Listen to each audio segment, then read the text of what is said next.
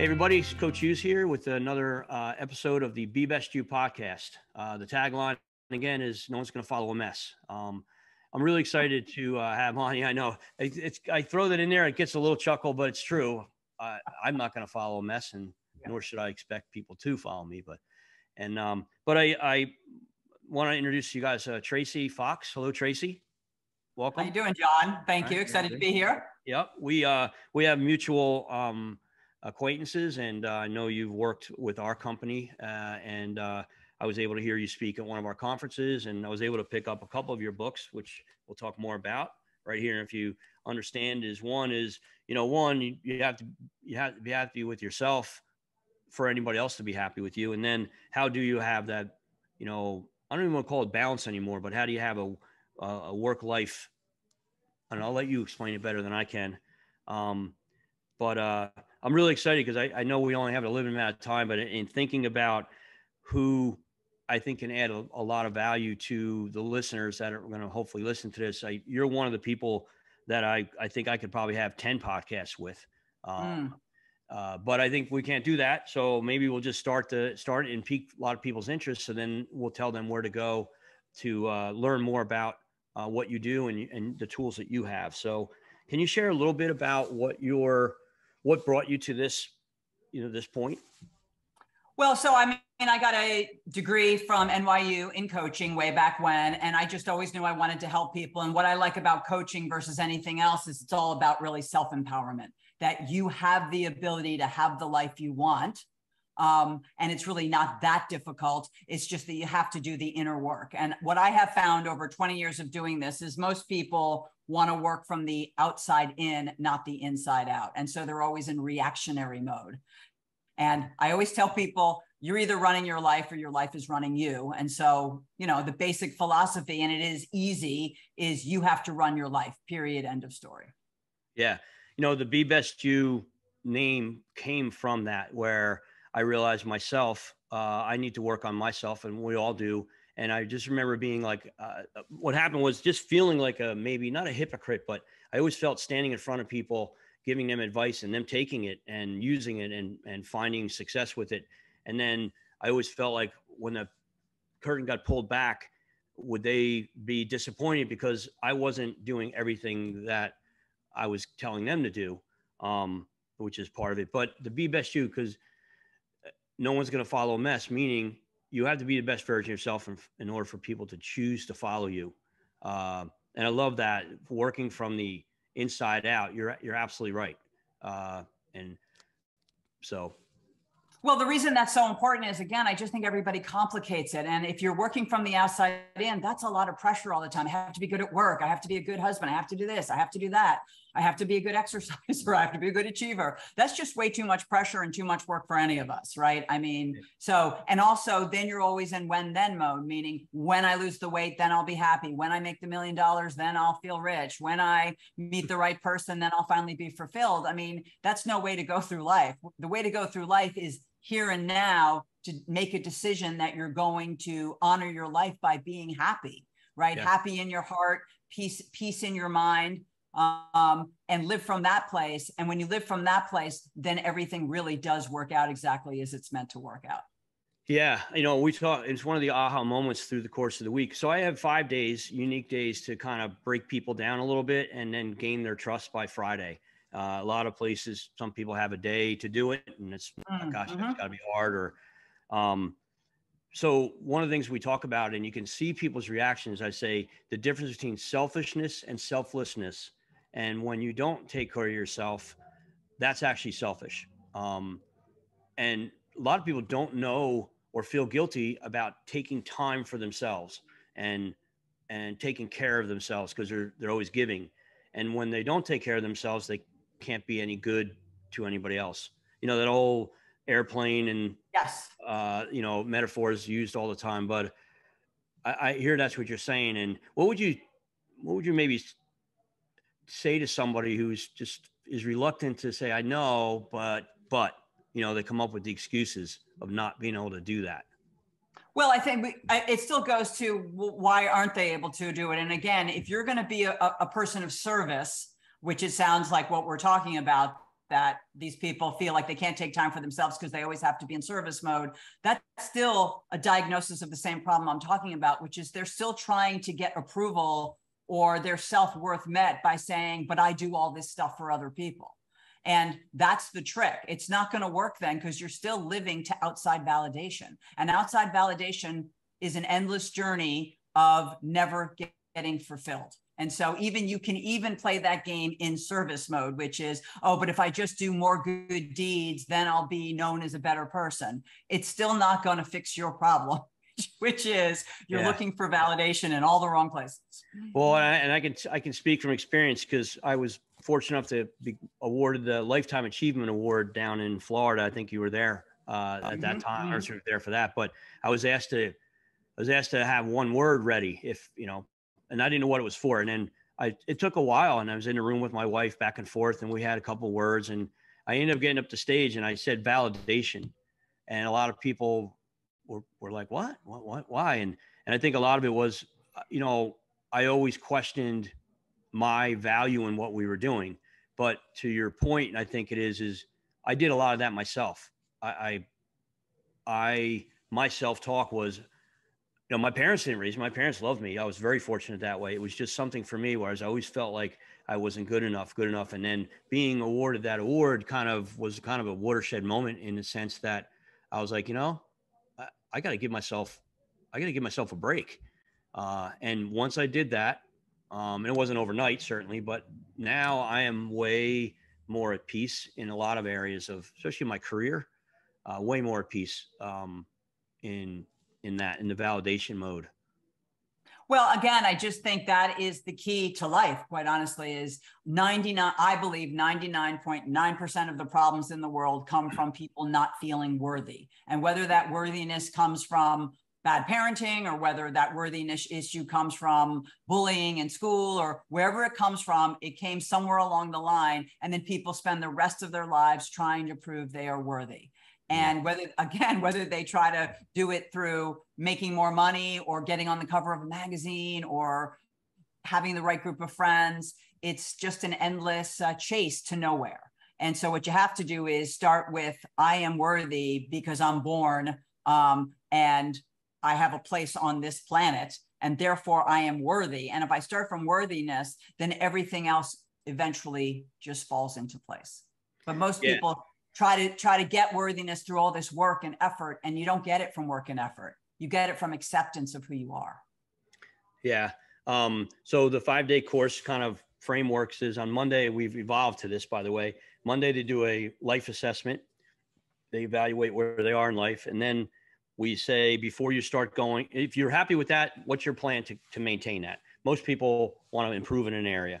Then we say, well, before you start working on that improvement, you need to learn and review how you got here, your habits and your choices. And we go over Stephen Covey's habits and such. And then the third part of that is we then say, do a vision board. So on Friday, everybody will present a vision board. And it's really interesting to see that.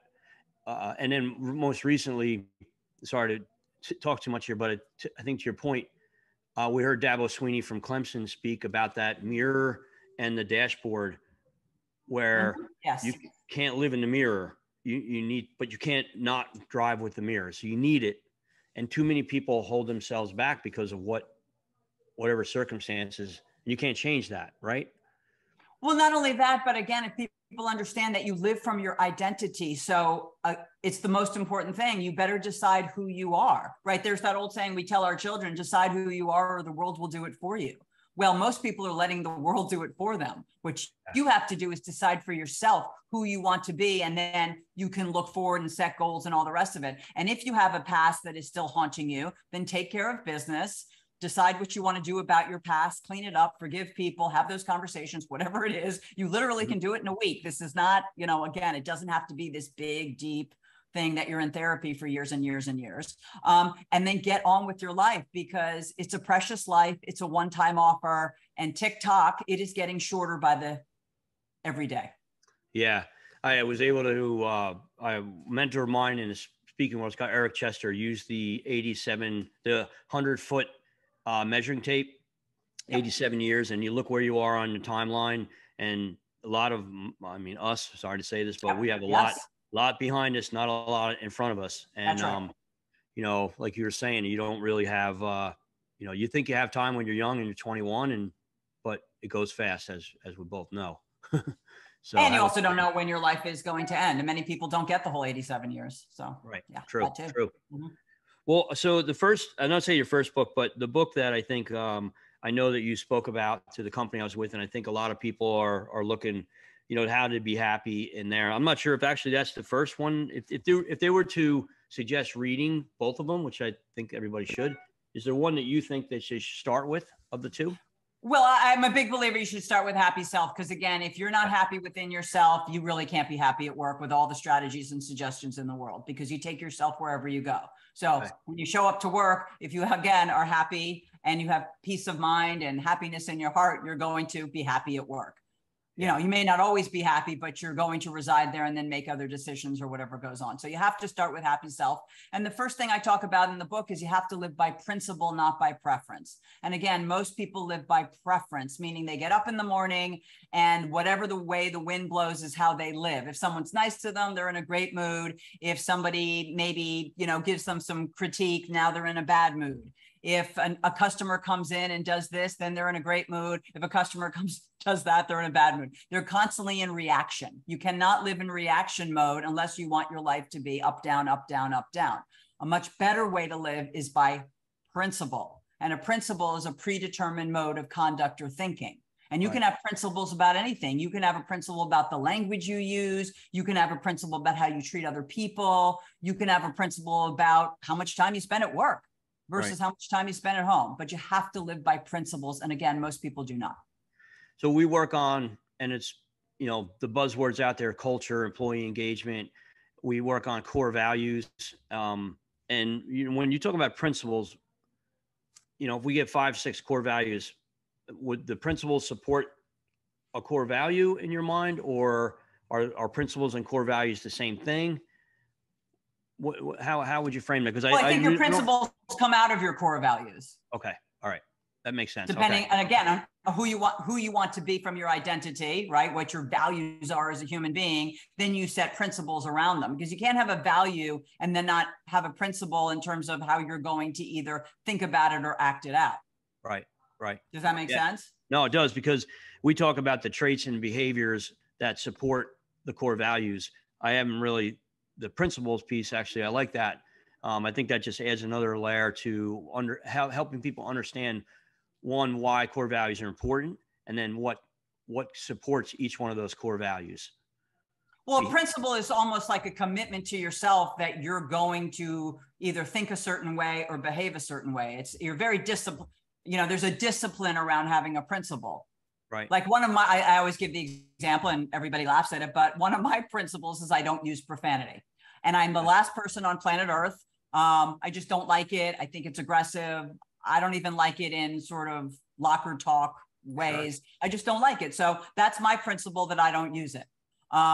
And because I have a principle around it, I'm not going to use it. You know what I mean? Whereas if I was sort of like, yeah, I don't like it, that's my value, I might still throw it out every now and again or whatever. But because it's one of my core principles, it just doesn't happen. I think of another author that I was fortunate. It's a guy named Jason Hewlett. His name is. He wrote a book called The Promise, and The Promise to the One. And he just talks about the promise to the one to themselves, right? Being true to themselves. And he tells just an anecdotal story about going and in the winter in Utah, his dog goes to the bathroom. It's cold. He needs to come home, and he leaves to poop on the yard. And he says, that's against my principles. And he went back out, found the poop, picked it back up again. And it's a silly little story, but I as soon as you were talking about that, I'm like, yeah, you know. Yes, it leads to behavior. Exactly. Yeah. Whether there's someone there watching or not, that's how you behave. You know, the stigma of self-help, right? I tell the story to everybody. I go, you know, back in the 80s, Barnes and Nobles was just opening. And I remember going down the self-help aisle, and you used to have to put your hood up, you know, and kind of wear the fake nose and glasses, because you didn't want anybody to catch you in the self-help aisle. And if you saw a friend, you would be like, oh, I'm lost. Where's the cooking aisle? Yeah.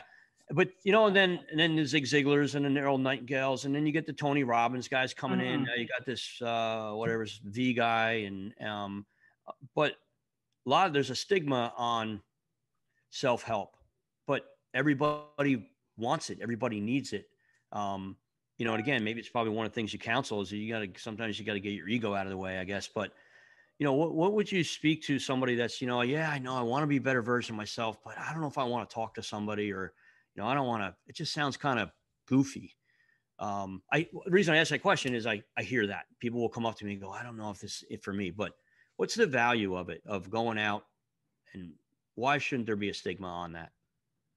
Well, I mean, a couple of things. One, just as a strategy, I always tell people, especially like if they're coming to me for coaching and they're like, they want their son to come or something, like he'll never show up. I always say, you know what, tell him to come one time, because everybody's willing to do something one time. They don't want to get sucked into some vortex of, oh, I'm going to be in therapy or coaching for a year. So the one-time thing always works in terms of a strategy. But in terms of a philosophy, I mean, again, you take yourself wherever you go. You're born alone. You live this life pretty much with yourself, although, of course, you have relationships with other people, and you die alone. Tag, you're it.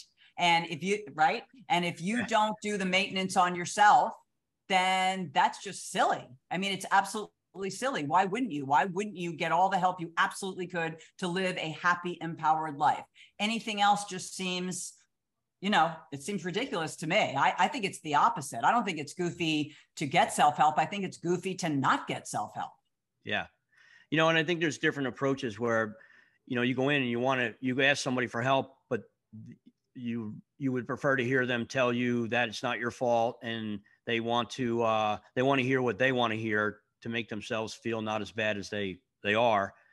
And I have a feeling, being from New Jersey a little bit and being kind of let's go, and, kind of the direct approach, that I find a lot of people are resistance to. It's just the bluntness of, hey, listen, you keep saying you want something, and then we give you the answer, and then you say, yeah, but I always joke about a song I want to write. I know you're right. Okay. I know you're right. Okay. And then put a tune to it.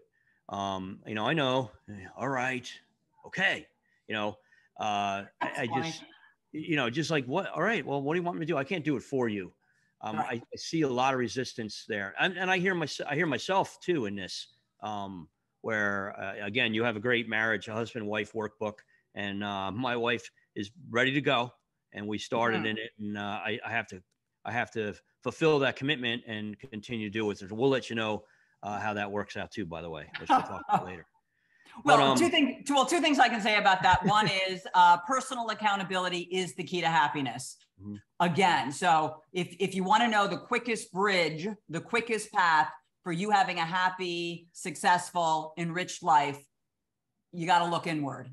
Period. End of story. So again, you have to do the work on some level. So, and you have to take personal accountability. The reason people don't want to go get help is they're afraid they're going to hear something they don't like. Right. And they don't want to hear it. But that is the answer. The answer is in actually accepting what is the problem, putting it on the kitchen table, looking at it, and dealing with it.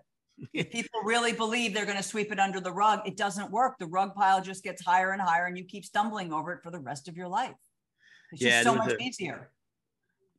Or something terrible happens, and you're like, it's that unfortunate wake up moment, That too. If you wait too long, the wake up call will arrive at your doorstep, and it's never pleasant. No. And there was somebody I spoke to, and it was interesting. They said one of the techniques that they use is end. And I was like, end. And he goes, well, somebody says, I can't do this, or I tried this. And his answer always would be end. And the person was like, what do you mean? And he always just was like, okay, so what do you mean? Like, I want this to happen, but it didn't work. End. And it ends up being where you kind of get in this corner of, then I quit. Or I was afraid to commit to do the dirty work, the hard work. Right. Well, fear is stopping a lot of people, that's for sure. But ultimately, what is really what is the fear? Yeah. And we spoke to, what I see is, thank God depression isn't in the closet anymore, and people are talking about it. And there's people that actually glorify it out there, which is crazy. Who's more depressed, Right. And I think anxiety is certainly at an all-time high, with everything going on in the world, but it's always been there. I just think that people know. I don't know. It's almost like everybody talks about anxiety and depression, and it's not hidden anymore. And it's like more people are depressed than anxiety. I just think more people know about it. I'm certainly not diagnosing any, but I see a lot of people who feel like the industry I'm in is their last opportunity, and it's not really what they want to be doing. And then hopefully when they're in it, they realize that, why, this isn't so bad, but they feel inferior. They feel like less than what other people are. And that's why I think this happy self is, I'm probably just hand it out to everybody at this point. That's their workbook. No, it really is. Well, but I talk about in that book, really 3-step strategy. One is you got to live by principles. 2, you have to know and love yourself. If you don't know and honor yourself, you're always going to feel inferior, right? It goes back to, you have to honor your life.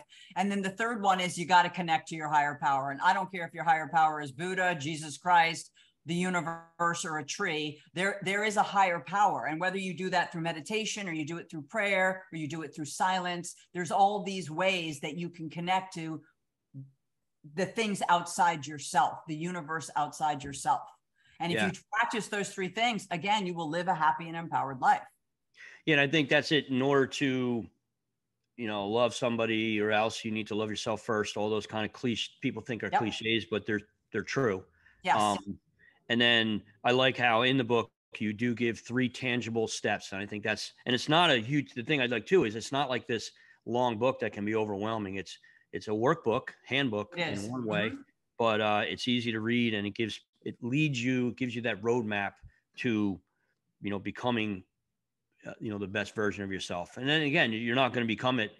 It's always a journey. You're always working on it. Well, part of it is also, you got to behave your way to success. I do think a lot of people believe that it's all talk and thinking. No, it then actually has to manifest into action every day. Just like I always make the sports analysis, like you're not going to sit in your room and think you're going to be a great tennis player, and you're going to be a great tennis player. You can read all the books on tennis you want, right? You're still not going to be a good tennis player. You have to get out with a racket and a ball, and you have to practice over and over again daily until you become a great tennis player. And same thing with your emotional life and your intellectual life, and even in your spiritual life, you have to practice these things. Yeah. But they're fun. So it is. And if you find something you do enjoy, tennis, and you really want to enjoy it more, being better at it is always going to make it more fun. Absolutely. We talk, you have this analogy that I've heard for many years, work smarter, not harder. And I don't like that in one way, where I'm like, well, does that mean I'm not smart? And that's not what I'm saying. I understand.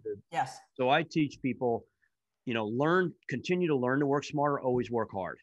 And the learning part is something like you said, we practice our craft or our trade to get better in order to improve, but we don't, work on our emotional state. We don't work on our personal relationship stuff, and the hard skill and soft skill. There's a lot of training and material on the hard skill stuff, but this soft skill stuff is, people don't like to deal with it. But that's what is going to make the best version of themselves. But then also, if you have an employee, investing in personal development, it has to be a priority with a successful organization. Would you agree with that? Or?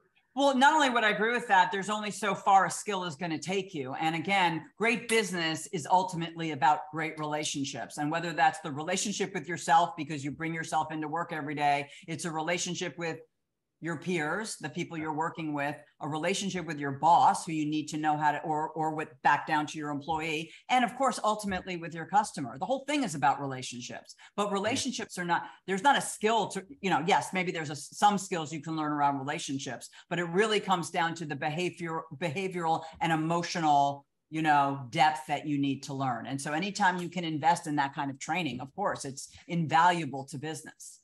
And that's the kind of the perfect segue where, work on yourself, make sure that person is developed. And then, you add a piece of you, a piece of what you are and who you are, and that's your work life. And, one of the things I found interesting, a gentleman by the name of Dan Thurman, wrote a book called Off Balance on Purpose. And he's a tightrope walker and a unicyclist and a juggler. And he uses the analogy of a tightrope walker is never balanced. You know, what do you mean? And they're always balancing and they're always looking forward. So that's his anecdote. And that's good. I like that. Yeah, because I think everybody, you hear life work balance, and you don't even have that in your title or in here, but everyone talks about life work balance. And he kind of made me think that maybe you don't chase, you should be balancing in life is what he talks about. Right. I mean, where are you on that? How can you coach somebody to, well, what is your philosophy on that? Maybe.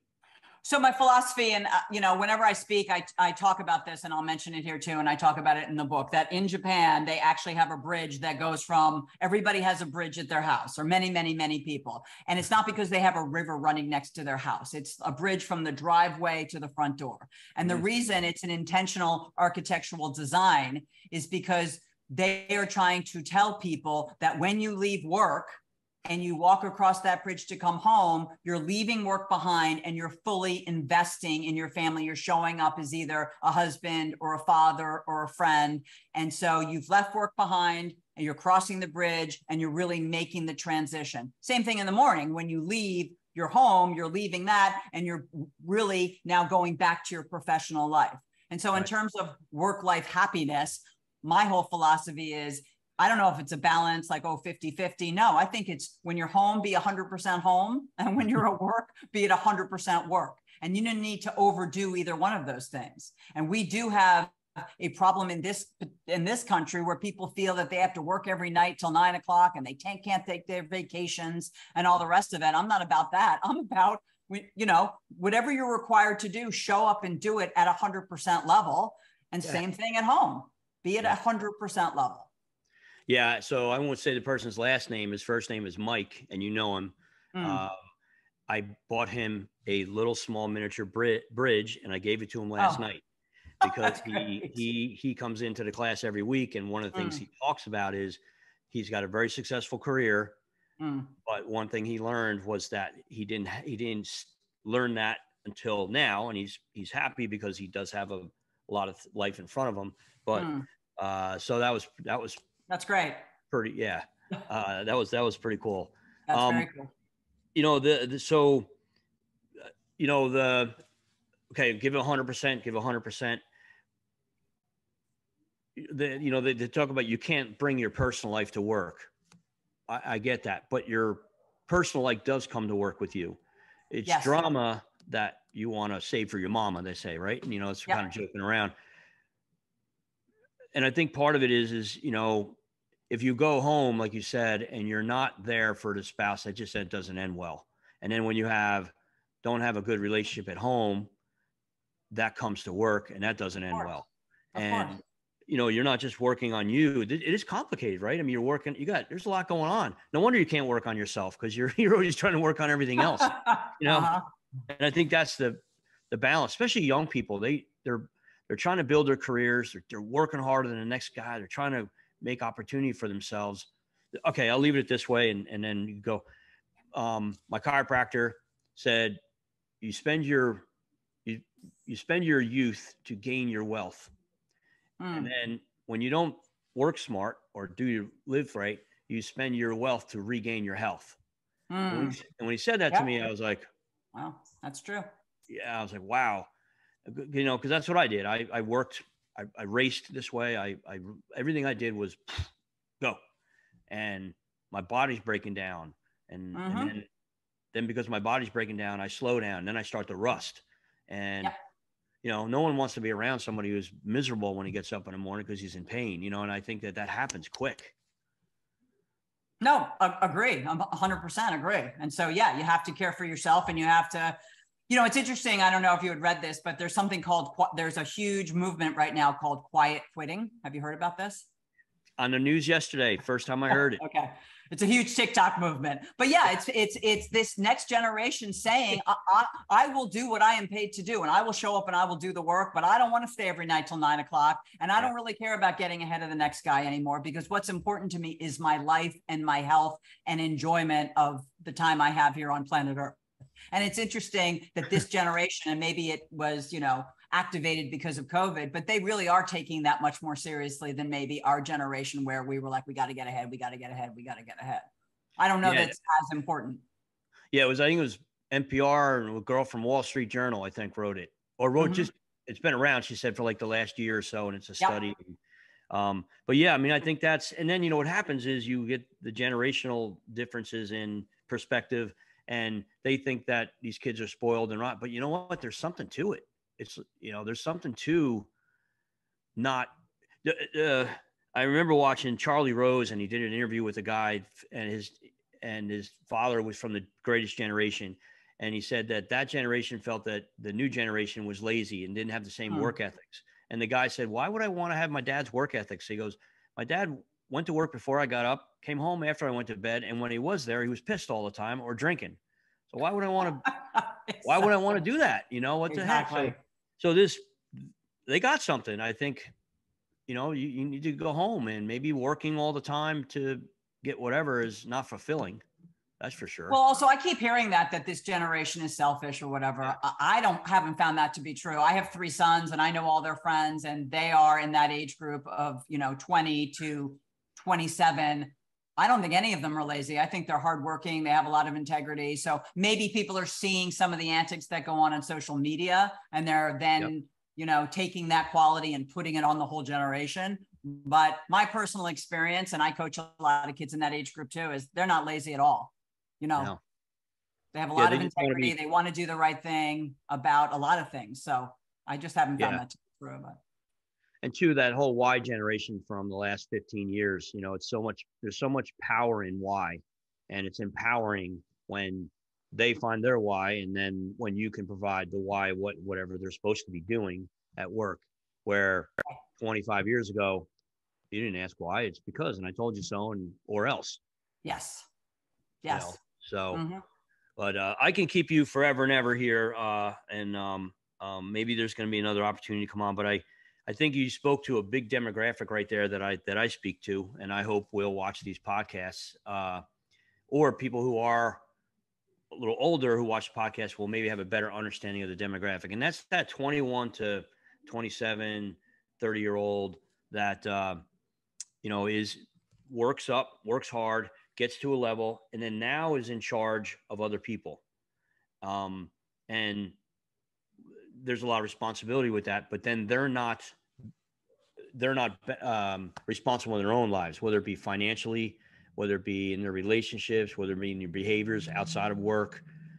To be a leader, you got to be the best version of yourself. And then I just want to kind of end it on the accountability piece.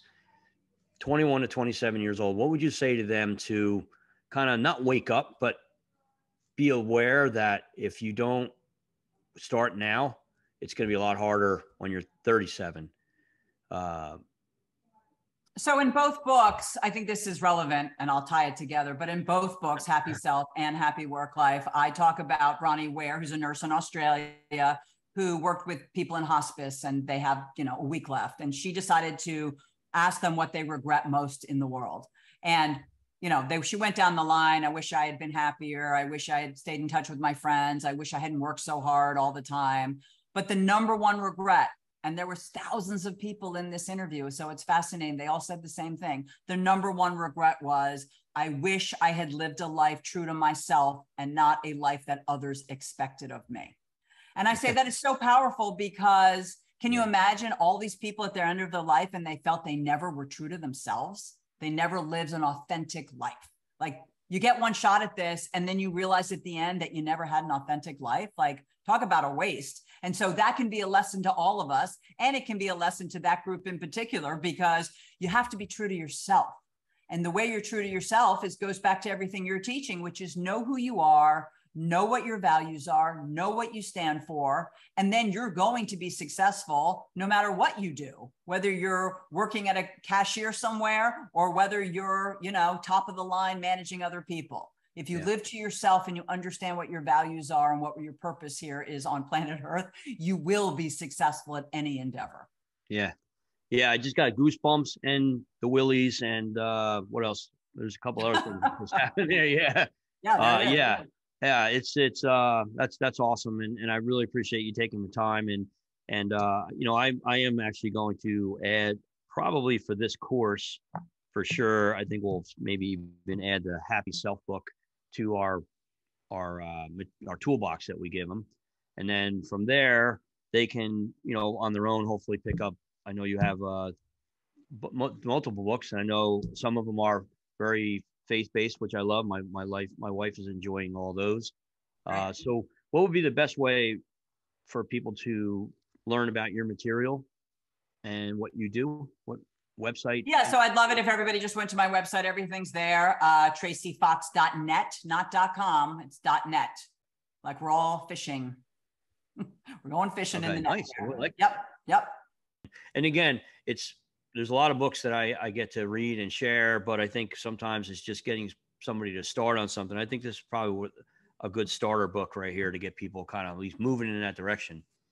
Well, what's nice about it too is I leave space for people to write in. There's some questions and then you can write them in. A lot of people tell me they just keep that book by their bedside table or with them on the office, and they just pick up a page here and pick up a page there. And it can be very meaningful because even though it's short, there's something for everybody on every single page.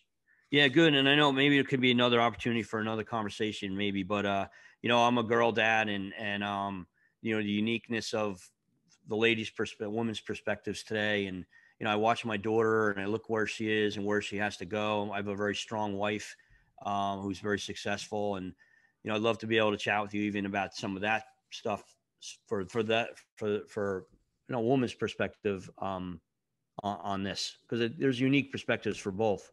1,000,000%. I would love to come back and talk about anything because I'm a big believer that too many people are walking around having an unempowered life when they could be living a happy, empowered life. And tick-tock. Time is going by and you literally can start today to have the life of your dreams. Well, I can't end it better than that right there. No. So, but that's perfect. Thank you very much.